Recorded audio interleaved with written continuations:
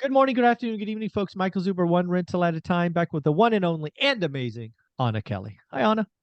Hi, Michael. Good to be here with you as always. It's my favorite part of my Wednesdays.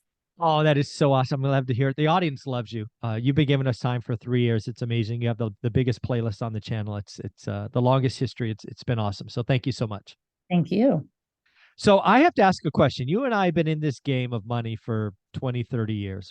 We're older than probably the average viewer on the channel, at least based on my statistics. Shh, shh. But I saw something this morning that I just had to ask you.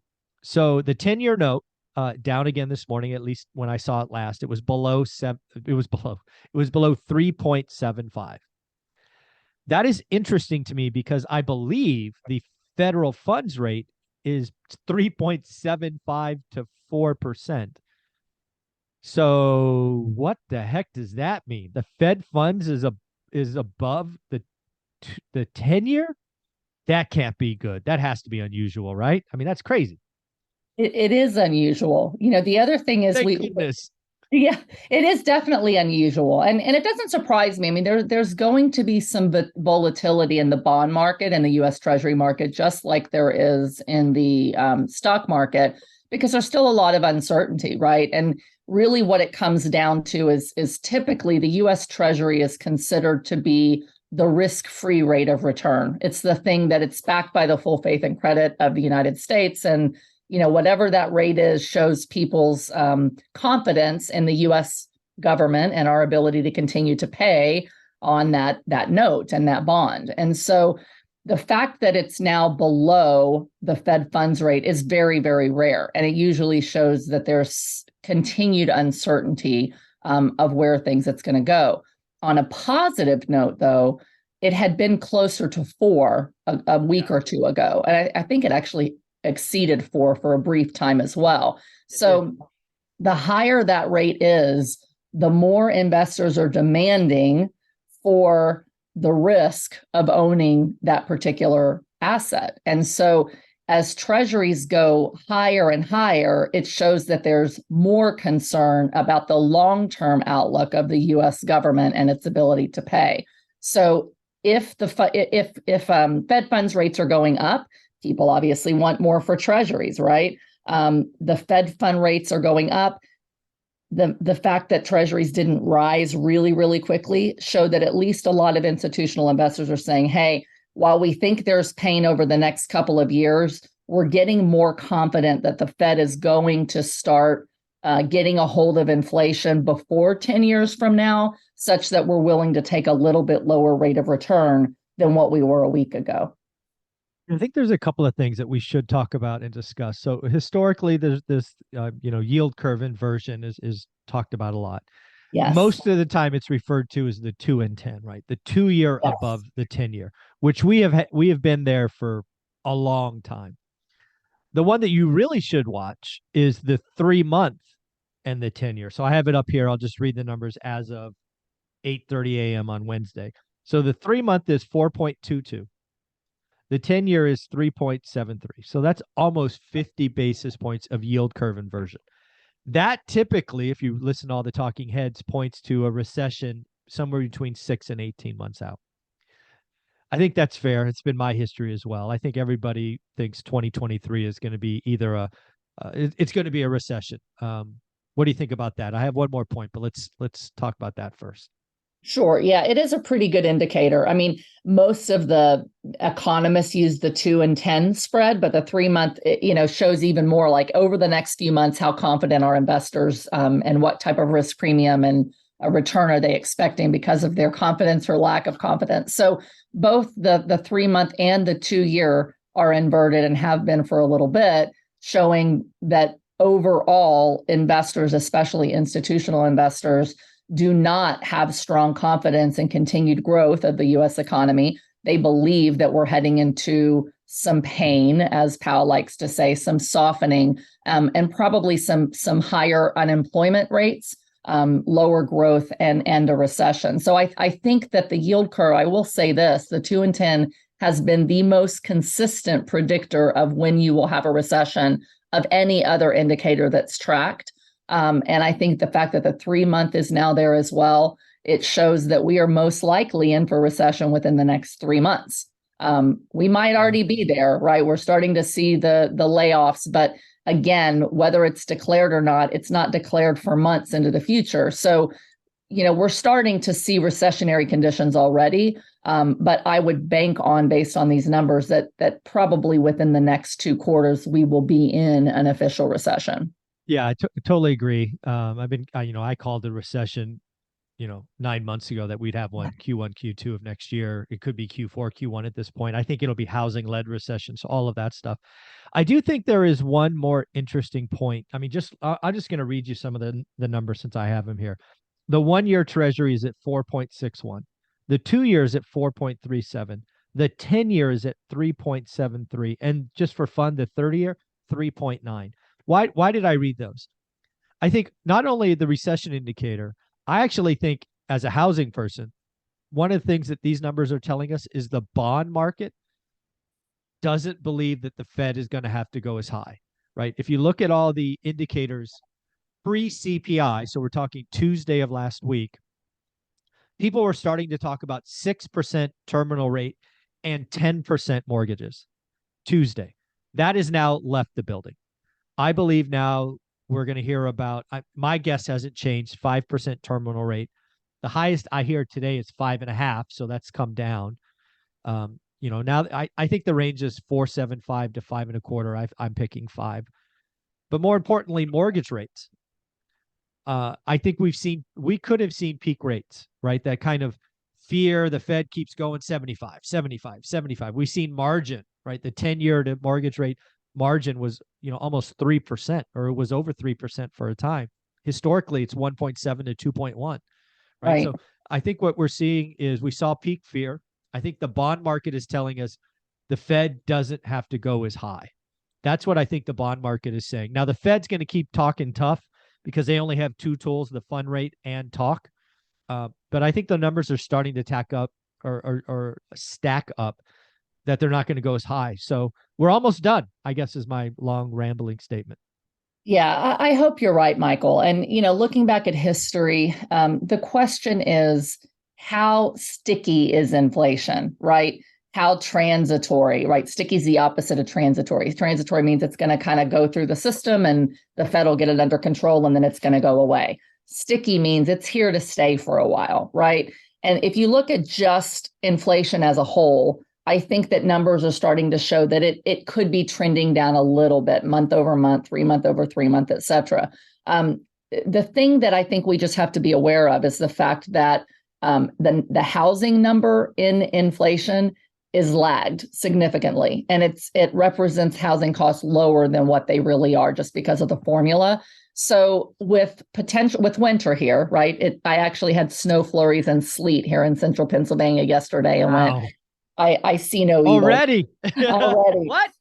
So with winter here, energy costs high, continued conflict between Russia and Ukraine, rumbles of other conflict, food shortages. I'm not so sure that inflation with regard to food, energy, and housing isn't more sticky, and that the Fed won't have to keep whatever that terminal rate is a little bit longer, right, in order to bring it down. So we saw in the 70s up and down, and they thought they got a hold of it, and then they didn't, and it went back up.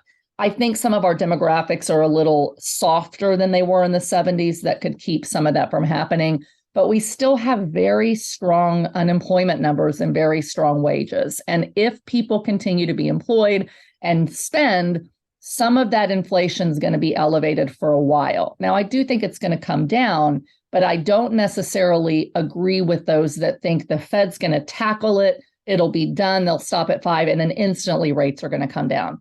They've basically said, we're going to watch, we're going to get it up to restrictive, which means keeping people from wanting to spend, hopefully restrictive enough to bring down inflation. Then they're going to leave it there for a while and watch. And we have to remember these things take time. Generally speaking, from the time that the Fed stops raising rates and holds them, it's like another year, 18 months before they drop those rates and it's recessionary enough. So I do think that we will see those elevated rates, elevated treasuries, elevated mortgage rates I'm guessing for 18 months or so, unless the Fed breaks the credit markets. And then that's a whole nother story. If we have financial crisis, lots of different things that could happen. They'll have no choice but to lower the rate more rapidly. But to your point about mortgage rates, and I think this is really important when you talk about the delta or the spread, the spread that lenders charge you for a rate, the reason they're charging so much more than the increase in the Fed funds rate is because of the volatility index. They don't know which way it's going to go. They don't know how long this is going to last. So because they haven't been able to predict, they're just saying, hey, we need a higher risk premium. We need more money to take the risk of your mortgage in case rates don't do what they want them to do or they go higher. I did see mortgage rates just dropped a little bit, right, despite the Fed fund rate going up. So that's showing that the lenders are getting a little less nervous. They're hopeful that inflation starts to come down. They don't need to charge quite as much of a spread. And to your point, if the Fed funds rate stops at 5, which I tend to think the Fed is going to stop at 5. They've said first neutral was 4 to 4.5. CPI and PPI were higher than they wanted. Now they're talking 5 and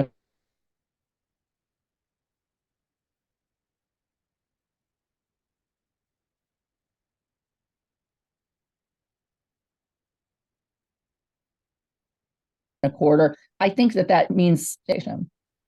Yeah. You broke up there just for a second, but I got most of that. It's okay. Okay. Yeah. So the last thing I want to say about inflation is I think everybody is wrong. Because when I read about inflation, there's two talk tracks. One is it's going to fall over really, really fast. And then the other one is it's going to stay elevated for longer. I actually think inflation has three components. There is a portion of it that is easy, right? Mm-hmm. And when I say easy, I mean months. It rolls off in months. I believe there's a part of it that's hard, which I believe rolls off in quarters. And then, unfortunately, I believe we are in a structurally inflationary environment, which will roll off very hard. So if those three things are true, the only question is now, what are the percentages? How much of 8%, Right. again, picking a number, is easy, hard, and very hard? It really annoys me that everybody talks about inflation as being equal. It's not equal. There are some parts that are very, very easy to roll Right. off. Maybe we go from 8 to 6 by March. That would be fast. Yes. Are we going to go from 8 to 2 by March? No chance. No chance. So, yeah, I think we need to figure out what's hard and what's very hard, because I think a lot of people are celebrating the easy, not realizing that sugar high will be over in 90 days. And then, folks, we get into the hard, and that's not going to be any fun. Absolutely. Yeah, I agree with you. And I've been, the more we're getting into deeper inflation and some softening, right? I keep saying, and I've been saying for a year, I think we're going to have more of a stagflation than we are pure inflation or pure recession.